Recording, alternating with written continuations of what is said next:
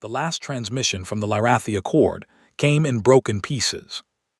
It reached Earth's outer relay buoy at 03:47 station time, a signal so faint that 3 automated systems flagged it as background noise and moved on.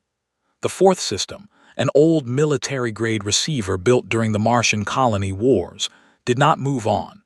It held the signal, cleaned it, and sent it up the chain. By morning, every senior officer in the United Earth Space Command had read the transcript twice. The signal was not in one language, it was in 41. Someone on the other end had spent real time building a message that could be understood by as many species as possible. Near the bottom of the list, awkward and clearly assembled from intercepted Earth broadcasts, was a rough version of English. It said, "We are the last. We have fought for 60 years. Every ally we asked has refused or fallen. We do not know if you are capable of war. We do not know if you are willing. But you are the only name left on the list. Please, if you hear this, please answer." There was no dramatic moment in the command room. No one stood up and gave a speech. Admiral Renas Salway read the message, set it down on the table, and asked for a full intelligence brief within 2 hours. The brief was not encouraging. The Drathan Imperium had been expanding for over a century. They did not conquer the way old human empires had. They did not want land or resources in the traditional sense. They wanted silence. Worlds that resisted were broken until nothing resisted anymore. Worlds that surrendered early were taxed into dependency. Either way, the result was the same: one more system that would never challenge them again. The Lyrathia Accord had been the only organized resistance left. 12 civilizations pooling their fleets, their science, their soldiers. For 60 years they had held a line, but lines wear down. The Accord's population worlds had been blockaded one by one, supply chains cut, shipyards destroyed. 60 years of war had hollowed them out from the inside, and the Drathan Imperium knew it.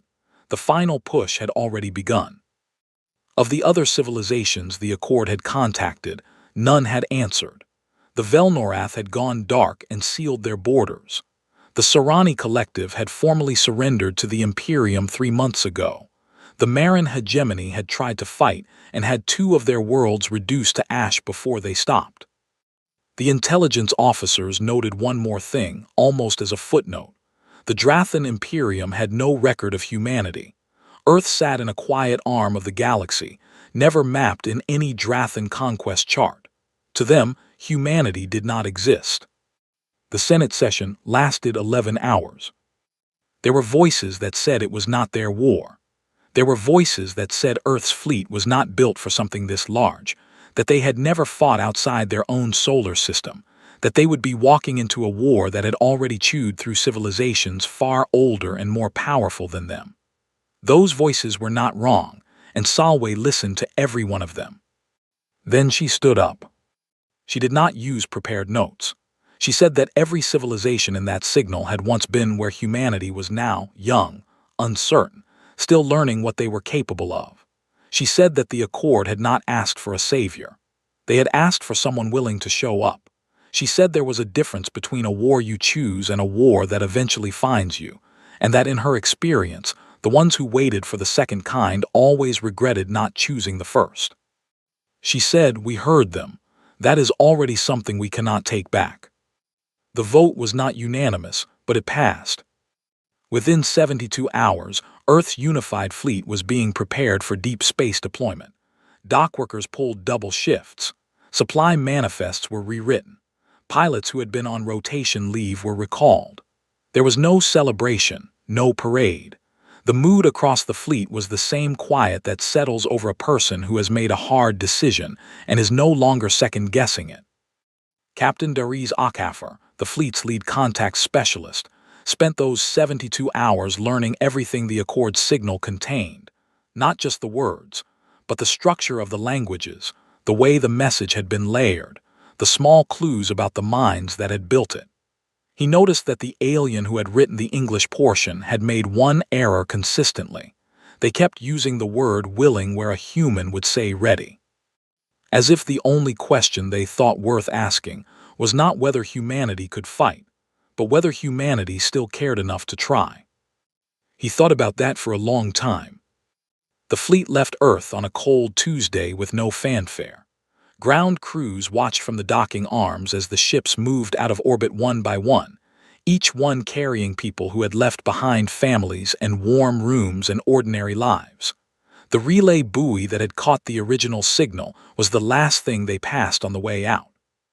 Someone had painted 3 words on the buoy's maintenance panel, small enough that you had to be looking for it. It said, "We heard you." Somewhere 60 light-years away, a dying coalition was still waiting to find out if the last name on their list would answer. They did not know that the answer was already on its way. They did not know what was coming. Nobody did, really, not even the humans aboard those ships, not fully. But the ships moved forward anyway, steady and quiet, out into the dark between the stars. The Accord ships did not look like warships anymore. That was the first thing the human fleet noticed when they dropped out of faster-than-light travel at the rally point. The vessels hanging in the dark were patched, repatched, and patched again. Hull plates of 4 different materials held together over the same wounds. Engine housings that had been replaced so many times the original design was barely visible. These were not ships that had been maintained. They were ships that had been kept alive through stubbornness alone, the way a person keeps walking on a broken leg because stopping is worse. There were 41 Accord vessels at the rally point. According to the brief, there had once been over 400. Delegate Vashin came aboard the human flagship UESC Steadfast through the docking collar, and the first thing he did was stop walking. He stood in the corridor and looked around. His species, the Lyrathi, were tall and thin-limbed, with 4 arms and a face that had no visible eyes. They perceived light through the skin of their forehead, which changed color slightly depending on what they were processing emotionally. Right now it was a pale, uncertain gray. He had expected a warship. The corridor around him had a water dispenser, a hand-painted sign reminding personnel to log sleep hours, and someone's child's drawing taped to the wall near the junction, left there, probably, by a crew member who needed something human to look at in the dark. Akafar was the one who met him. He extended a hand, explained the gesture, and waited. Vashin studied the hand for a moment, then placed 2 of his own against it, the Lyrathi greeting for meeting someone you are not yet sure how to read. Akafar nodded like that was exactly right. The briefing that followed lasted 6 hours, and it changed the shape of what humanity thought they were walking into. The Drathan Imperium did not win through superior technology. Their ships were powerful but not remarkable. Their weapons were effective but not innovative. What they had, what had made them unstoppable for over a century, was patience. They planned campaigns across decades. They never overextended. They destroyed supply infrastructure first, always, so that by the time the actual fighting began, the enemy was already starving. They had outlasted 60 years of Accord resistance, not by being stronger, but by being willing to wait until the Accord had nothing left. Vashin's forehead had gone dark through most of this briefing. When Akafar asked him what the color meant, Vashin was quiet for a moment. Then he said it was the color of explaining something to someone who cannot be helped. He said his people used it at funerals. Akafar told him to keep talking. The revelation that hit hardest came near the end. The Drathan Imperium maintained detailed records of every species they had ever encountered, threat assessments, cultural profiles, estimated military capacity. Every civilization the Accord had contacted for help existed in those records. The Imperium knew their weaknesses before the war even started. Humanity had no entry, not a partial file, not a placeholder, nothing. Earth had never crossed a Drathan survey route. No human ship had ever been logged in their systems. To the Drathan Imperium, humanity was not an unknown, it was non-existent. And that meant there was no playbook for fighting them. Commander Petrov Haas, the Steadfast chief engineer, had been sitting in on the technical exchange between human and Accord engineers when this came up. He looked at the translated readout for a long moment, and then said, quietly, that this was actually very good news. When the Accord engineer across from him asked why, Haas pulled up the Imperium's standard engagement models, supplied by Accord intelligence, and pointed to the predictive algorithms at the center of every Drathan tactical plan. Every model assumed the enemy had limits the Drathan knew about in advance, removed the known limits, and every model broke. The Accord engineers stared at him. Then they asked him to explain further. Haas spent 3 hours explaining further, and by the end the Accord engineers were doing something Akafar had not seen from any of them since the fleet arrived. They were taking notes. There were harder moments too. A Lyrathi crew member walked into a human mess hall during a shift meal and stopped cold at the smell of cooked meat and spices, and something sweet from a dessert someone had traded from the supply stores. The smells hit so many wrong registers in the aliens' biology that they had to leave.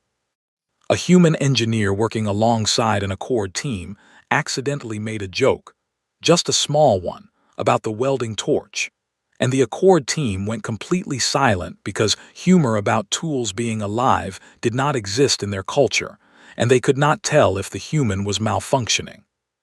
Akafar moved between these moments constantly. He explained. He translated not just words but intentions. He told the Accord crew that humans being loud was not aggression, that humans touching each other's shoulders was comfort, not challenge, that when a human crew member cried in the corridor after getting news from home, the right response was to leave them alone for 10 minutes and then offer food. The Accord crew found this last one deeply confusing, but they wrote it down. On the third day, a Drathan scouting wing passed through the outer edge of the system. Their sensors swept the rally point. The reading came back strange, hull materials unlike anything on file, energy signatures that matched no known civilization profile. The wing commander reviewed it twice, flagged it as likely instrument error, and moved on. No report was filed. Back on the Steadfast, nobody knew this had happened. Haas was in the engine bay, running stress tests on something he was not yet ready to name. Akafar was in his quarters, staring at the word willing on his notes and thinking about what it cost a civilization to still ask that question after 60 years. Outside, the dark was quiet. For now, the Drathan battle group arrived at Lyreth Prime expecting a ceremony. Not a literal one, but 60 years of war had given their fleet commanders a certain rhythm, a muscle memory of what the end of a campaign looked like. The enemy fleet broken and scattered. The planet below dark and quiet, its defenses stripped, its population waiting. You move in, you establish orbit, you send down the administration teams. Clean. Final. The Imperium had done it 11 times in the last decade alone.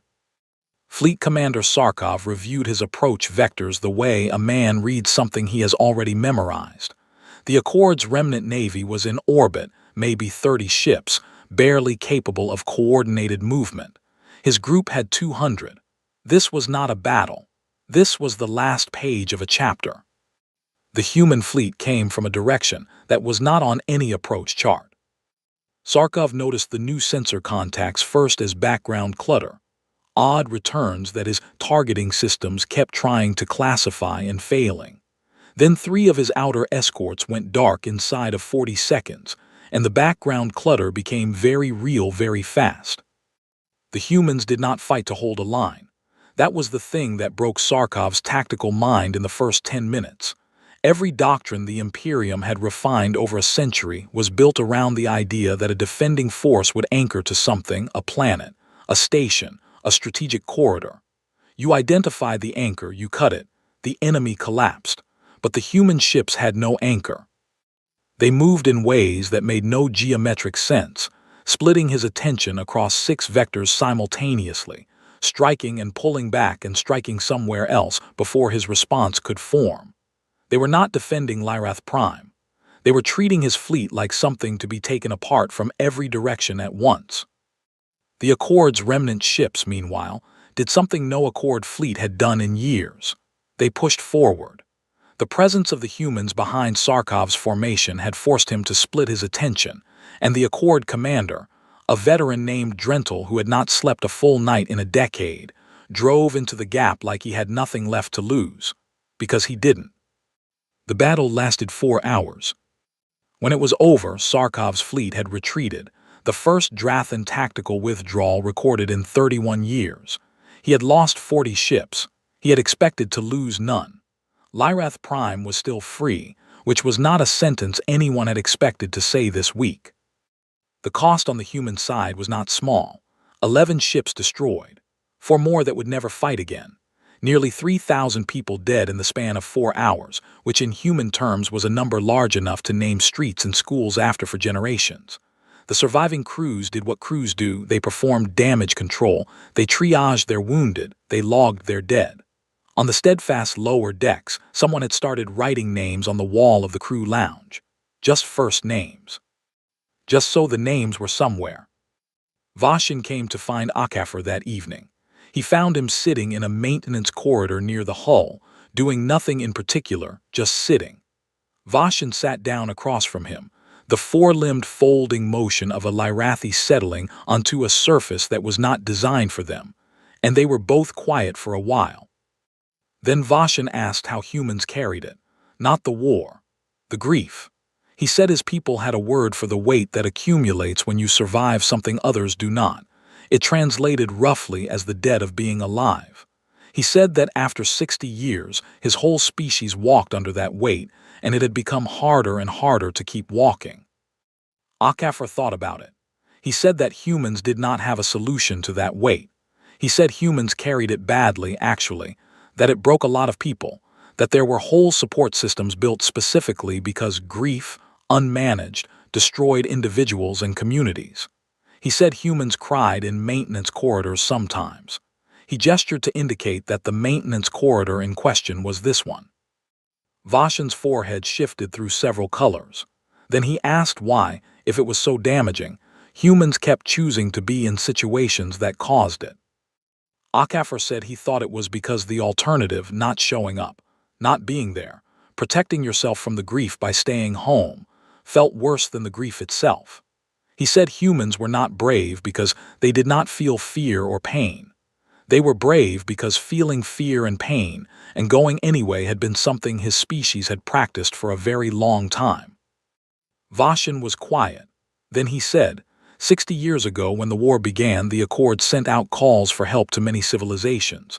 Some were stronger than humanity. Some were older. Some had better ships and bigger fleets. None of them answered. He asked if Akafar knew why humanity had. Akafar said he did not know for certain, but he thought it was because humanity had been the underdog for most of its history, and underdogs did not forget what it felt like to need someone and have nobody come. Vashin sat with that for a long time. His forehead shifted to a color Akafar had not seen before, something warm, something between amber and gold. He asked what that color meant. Vashin said there was no single translation. The closest was something like the feeling of being reminded that the world is not only loss. On the bridge, Admiral Solway was already planning the next move. Not a defense, a push. She had seen Sarkov retreat and she understood what it meant, not victory, but a crack. And cracks, if you hit them right, became something else entirely. She called her captains together and told them they were not going to wait for the Imperium to adapt. They were going in. The Drathan Imperium had a word for the space behind their front lines. It translated, roughly, as the quiet. They used it the way a person might use the word home, not a physical description but a feeling. The territory behind the front was where the war was not. It was where supply ships moved freely, and administration, planets ran their routines, and nobody looked at the sky with anything other than ordinary disinterest. Nobody had ever made the quiet loud before. Solway's strategy did not have an official name. Haas called it kicking the table, which the Accord officers did not understand, and Akafar did not bother translating because the meaning would not survive it. The idea was simple. Do not fight the Drathan Imperium where they expect to be fought. Go around. Go deep. Find every pressure point in the infrastructure that has kept their war machine running for a century and hit it hard enough that the machine has to stop looking outward and start looking inward. The human fleet, with a small Accord escort, moved into Drathan supply space through a corridor no Empire cartographer had ever thought to defend because nothing had ever come through it. It was too far from the front. It required too deep a thrust into territory the Imperium considered permanently safe. No sane military force would attempt it.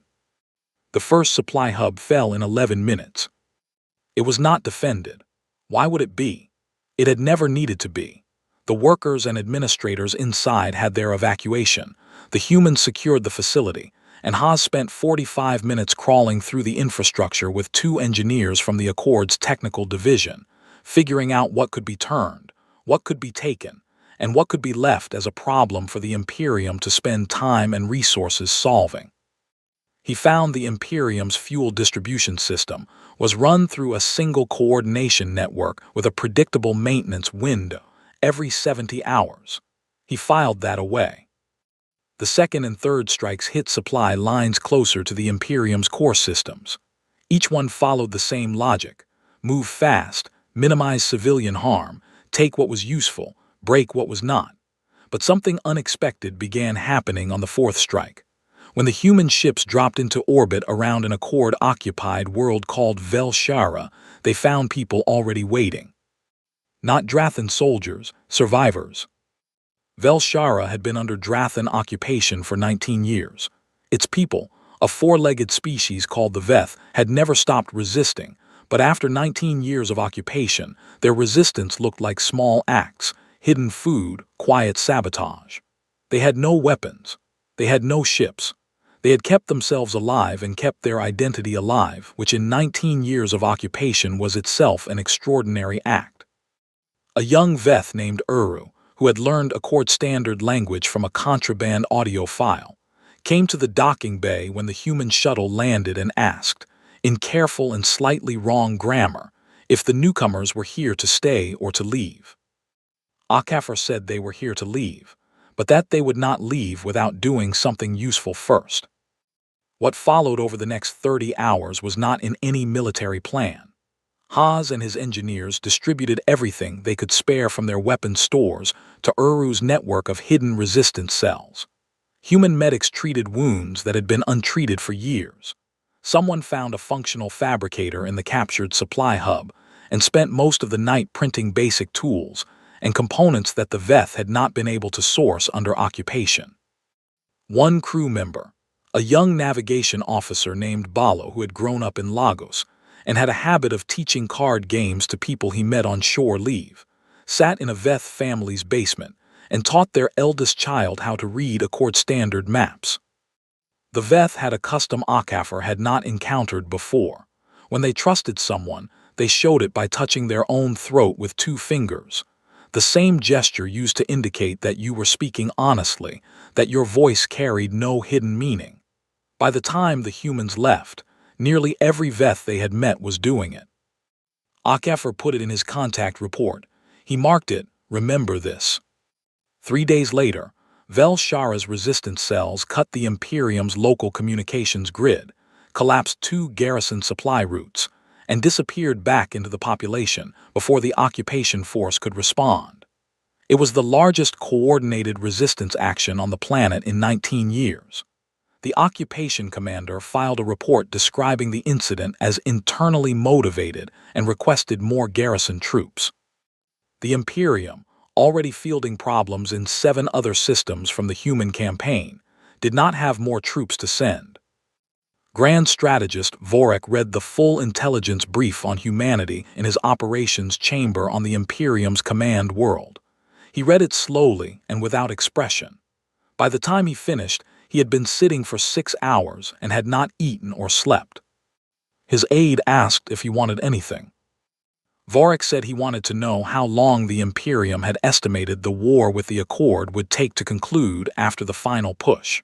The aide said 3 months at the most. Vorek said how long it had been since the humans arrived. The aide said 47 days. Vorek said, "And how many systems have they disrupted in 47 days?" The aide said 11 confirmed, 4 suspected. Vorek was quiet for a long time. Then he made a decision that he had not made in 30 years of service.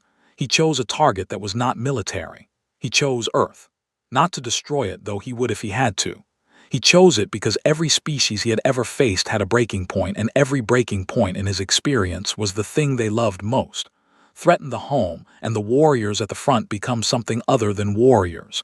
They become afraid. Afraid soldiers made mistakes. He dispatched a fast strike fleet with orders to reach Earth and make themselves visible. He was certain this would work.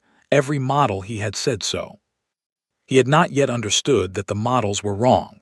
The message that reached the Steadfast was 230 words long. Accord Intelligence had intercepted a Drathan command transmission and spent 14 hours breaking its encryption before passing it to Akafar in translated form. He read it once, walked to the bridge, and handed it to Solway without saying anything. She read it. Then she read it again.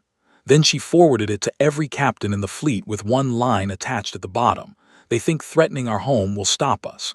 Let's make sure they never get close enough to find out. She called her senior staff together and laid out 2 operations at once, something no human fleet had ever attempted across the distances involved. One task group would continue the push toward the cradle, the Drathan Imperium's central command and logistics station, deep in Imperial space. It was the brain of the war machine, not a planet, but a station large enough to house a city, where Grand Strategist Vorik ran his campaigns and the Imperium's military coordination flowed through like blood through a heart. The second force would go home, or rather, home's defenders would be told what was coming. Admiral Bryce commanded Earth's home defense fleet, the ships left behind when Solway took the main force out. They were older ships, fewer ships. The crews were experienced but had not seen the kind of combat the forward fleet had spent the last 2 months living inside. When the warning reached Bryce, he had 41 hours to prepare. He used all 41 of them. The 2 battles happened simultaneously, 60 light-years apart, connected only by the knowledge that each group carried of what the other was doing.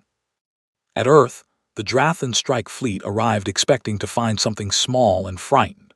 What they found was a defense grid that had been rebuilt in 41 hours into something the Imperium had no tactical entry in their database for. Bryce had repositioned every orbital platform, stripped the inner system of civilian traffic, and built a layered response pattern using every lesson the forward fleet had transmitted home during the campaign. The Drathan strike commander hesitated at the outer edge of the system, a single moment of uncertainty, and Bryce used that moment the way a surgeon uses a scalpel. The battle over Earth lasted 9 hours and cost Bryce 17 ships and over 4,000 lives. Earth's orbital rings took hits. 3 surface cities experienced blackouts from power grid disruptions, but the Drathan strike fleet did not reach the planet. By the 6th hour they were pulling back. By the 9th hour they were gone, leaving their dead in Earth's orbit. The people of Earth watched from the ground and did not know the half of what they were watching, and would not fully understand it for years. At the cradle, things were less clean. The station was massive, 2 kilometers across, armored to a degree that suggested the Imperium had never seriously believed anyone would reach it. It had 600 defensive guns and a permanent garrison. Solway had 39 ships left in her task group, and she knew exactly how bad those numbers looked. Haas had been working on his problem for 3 weeks. The cradle's shields used a rotating frequency pattern that standard weapons could not penetrate with sustained fire. By the time you found the right frequency, the shield had already rotated away. Every other navy that had ever tried to crack Drathan shield technology had approached it as a weapons problem. Haas approached it as a materials problem. He calculated that if a ship accelerated to a specific velocity and then cut its inertial dampeners at a precise moment, the resulting stress on the hull would be unsurvivable for any known species. The crew would be killed by the forces involved before the ship reached the shield. For a human crew with the correct preparation, the threshold was survivable, barely, for 6 seconds. He piloted the test ship himself. He did not ask anyone else to do it. He brought 2 volunteers, briefed them fully, made sure they understood what barely meant, and then flew directly at the cradle's primary shield array at a speed that would have torn apart any Accord vessel in the fleet. The shield tried to rotate. The hull hit the resonant frequency that the rotating pattern passed through for a fraction of a second, and the array cracked. He blacked out. So did both volunteers. The ship's autopilot held course. When Haas came back, his nose was bleeding and 3 of his back teeth had shifted in his jaw. He reported the shield array status to the fleet on the open channel. It said, simply, it's open. The fleet went in. Solway took a hit in the closed quarters fighting aboard the station, a piece of shrapnel across the ribs, deep enough to matter. Her medic told her to sit down. She said she would sit down when the station was secured and not before. The medic, who had served with her for 9 years, noted this in the treatment log as non-compliant and kept working around her. When the fighting reached Vorek's command chamber, it was over. He was standing at his display wall, watching both battles collapse in real time. He turned when Solway entered and looked at her for a long moment, the human admiral, bloodied, breathing carefully, flanked by soldiers. He had expected something different. He was not sure what. Something that looked like what it had done to his fleet. She said, "This ends when you surrender." He said, "And if I do not?" She said, "Then it ends anyway." He thought about his models. He thought about 47 days and 11 disrupted systems. He thought about Earth, which had not broken. He thought about resistance cells on 14 occupied worlds, all of which had activated in the last 6 hours. He thought about a species that had crossed 60 light years for people they had never met and had not stopped moving since they arrived. He surrendered the cradle. The screens went quiet. The war machine, which had run without stopping for over a century, went still. The war did not end the way wars end in stories. There was no single moment, no signing ceremony with clean uniforms and sunlight. The Drathan Imperium, without the cradle and without Vorek's command network, began to fracture along lines that had always been there, supply chains that had been held together by authority rather than loyalty, garrison commanders who had followed orders rather than believed in them, occupied systems that had been waiting 19, 30, 40 years for something to shift. It shifted. The war did not end in a day. It ended in pieces, over months, the way a fire goes out not all at once but ember by ember. Humanity spent those months in the field. Not fighting mostly. There were isolated skirmishes, holdout commanders, pockets of Imperial force that did not receive the surrender order or chose not to follow it. But the bulk of the work was the other kind.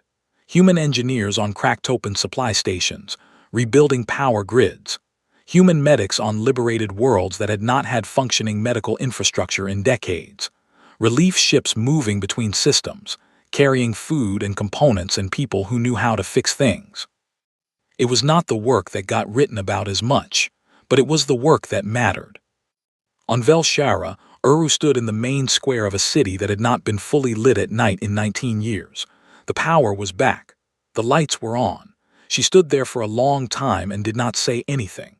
Balo, the human navigation officer who had taught her eldest child to read maps, stood beside her and also did not say anything. They had both learned that some moments did not need words to make them real. The cost, when it was finally counted, was not a number that sat easily. Humanity had lost over 500,000 people across the full campaign. Not just the fleet, the ground crews, the engineers, the medics, the relief workers who had gone into systems that were not yet safe because the people there could not wait. The victory parade on Earth was attended by millions, but it was quiet in the way that only crowds that have been through something true can be quiet. Nobody performed joy that day. People felt it when they felt it in private. Vashin attended the memorial service on Earth as the first alien diplomat ever to stand on the planet's surface. He stood at the monument they had built, a simple wall of names, nothing more, and his forehead ran through colors no translation matrix had a clean entry for. He stood there for a long time. Nobody rushed him. The new coalition formed 6 months after the cradle fell. It was broader than the Accord had been: new species, new voices, systems that had been silent for decades because silence had felt safer than involvement. Humanity was invited to take the chair, the leading position in the coalition's governing structure. Solway, who had retired after the campaign with 3 cracked ribs that had healed slightly wrong, and a recurring thing with her left ear from the battle aboard the cradle, turned it down on humanity's behalf. She nominated Vashin. She said the coalition should be led by someone who had fought the longest and lost the most and still believed the effort was worth it. The chamber was quiet for a moment. Then Vashin accepted, and his forehead went that amber gold color again, the one with no clean translation. The Drathan officer who had caused the most unexpected conversations was a young commander named Davin, who was Vorek's daughter, and who had defected to the Accord's side in the final weeks of the campaign, bringing with her a full copy of the Imperium's tactical archives.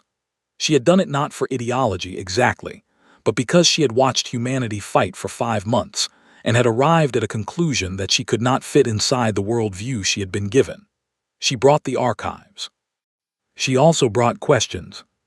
She found Akafar at a resettlement camp on a liberated world, doing what he always did, sitting somewhere quiet, talking to people and writing things down.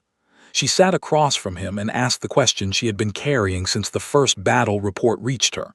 She asked why humanity had come, not politically, not strategically. She understood the official answers. She wanted the real one. Akafar looked out at the camp around them. A Veth child was chasing something small and fast across the open ground. A Lyrathi elder was being helped by a human volunteer to reach a supply station, the elder's 4 arms moving carefully with the volunteer's assistance.